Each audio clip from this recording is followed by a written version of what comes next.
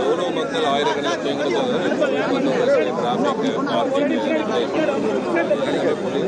மத்தியில்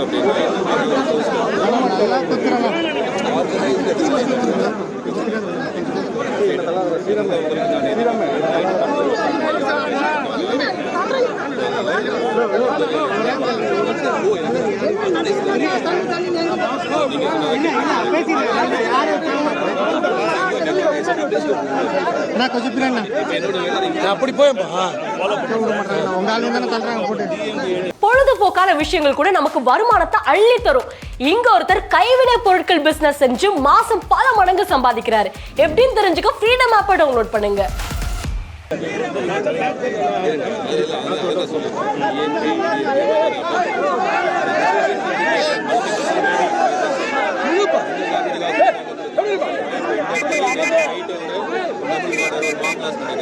யாருமே வர முடியாது, க்ளோஸ் பண்ணி தான் அரௌண்ட் வந்து டைனமிக் திங். அது ஒவ்வொரு நாளும் ஒன்று வரும். நான் இன்னைக்கு ஒன்று சொல்லி அடுத்த மாதம் போய் இன்னைக்கு சொல்ல முடியாது.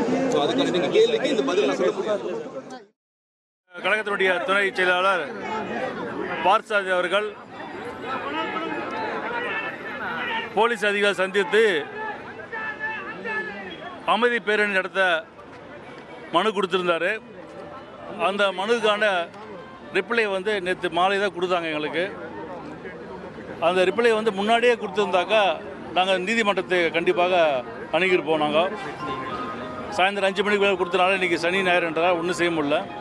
இப்போ காலையிலேருந்து அந்த பேரணிக்கு மறுக்கப்பட்டது. நீங்கள் போகக்கூடாது போலீஸார்கள் சொல்லியிருக்காங்க. நான் போலீஸாரோட பேசியிருக்கேன். பர்மிஷன் கொடுப்பாங்கன்னு நம்புகிறேன். நான் இந்த நேரத்தில் தமிழக அரசுக்கும் என்னுடைய தேமுதிக சார்பில் என்னுடைய வேண்டுகோளை வைத்துக் கொள்கிறேன். இங்கேருந்து குறைஞ்சபட்சம் ஒரு கிலோமீட்டர் தான் இருக்கும். ஏன்னா நாங்கள் எப்போவுமே வந்து எங்களுடைய கேப்டன் வழி தான் எங்களுக்கு எப்போவுமே. இப்போ திமுக அதிமுக மறைந்த தலைவர்கள் எம்ஜிஆர், அண்ணா, பெரியார், கலைஞருடைய நினைவிடத்துக்கோ ஜெயலலிதாவுடைய நினைவிடத்துக்கோ அதிமுக திமுக பேரணி போயின்னு தான் இருக்காங்க. அங்கெல்லாம் பர்மிஷன் தரீங்க, ஏன் இங்கே கொடுத்தா ஏன் தவறு என்று தான் நான் கேட்குறேன். நான் இந்த நேரத்தில் இந்நேரத்துக்கு விட்டுருந்தாவே நாங்கள் அந்த எங்கள் பேரணி முடிஞ்சிருக்கோம். 8 மணிக்கு நாங்கள் பிளான் பண்ணியிருந்தோம். 8 மணிக்கு விட்டுருந்தாங்க, நேரத்துக்கு பேரணியே முடிஞ்சிருக்கும். இது தேவையில்லாமல் ஒரு இஷ்யூ பண்ணி நாங்களும் வந்து அமைதியாக போனது ஆசைப்படுறோம். தமிழக அரசும் காவல்துறையும் எங்களுக்கு அனுமதி தருவார்கள் என்று நான் நம்புகிறேன். இந்த இடம் வந்து இப்போ பேரணிக்கு கவர்மெண்ட்டில் இடம் இல்லை அப்படின்றாங்க. அதுதான் கேட்டேன். இப்போ டிஎம்கே ஏடிஎம்கே வந்து அந்த பீச்சில் வந்து பேரணி நடத்துகிறாங்க, அதுக்கு அனுமதி தரீங்க இல்லையா, இது ஏன் தரமாட்டேன்றீங்க அப்படின்னு நான் கேட்டிருக்காங்க. ஆமாம் பேசியிருக்காங்க. அவங்க மேலே அதிகாரிட்ட பேசி சொல்கிறேன்னு இருக்காங்க. அவங்க அரசியல் ரீதியாக அனுமதி மறுக்குன்னு நினைக்கிறீங்களா? இல்லை அப்படிலாம் கிடையாது. இது போலீஸ் சைடு தான்.